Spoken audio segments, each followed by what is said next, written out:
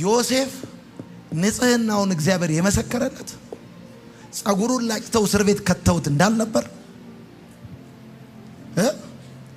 እንደገና እግዚአብሔር አምላክ ልብስ አልብሶ ደረቱ ላይ ብረት የብረት ሰረገላ አምጥቶ ከብቷቸው ወንድሞቹ ፊት አልመሰከረለትም። እንደ ሞተ ያወሩ ወንድሞቹ እንደኖረ መስክረዋል። በጴጢፋራ ሚስት ፊት ለፊት በራሱ በጴጢፋራ ፈርዖን ንጹህ ሰው እንደሆነ እግዚአብሔር በመለኮታዊ ካሳ የንጽህና ማረጋገጫ አመጽ እንደሌለባችሁ በልባችሁ ክፋት እንደሌለ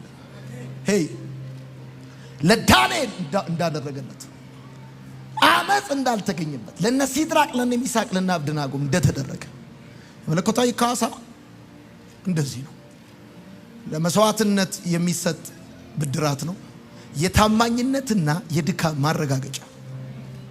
የደከማችሁ የለፋችሁ ሰዎች እኔ ዘንድሮ ያለፈውን 10 ዓመት አገልግሎቴን ደሞዝ የምቀበልበት ዩዊልሲ ታያላችሁ።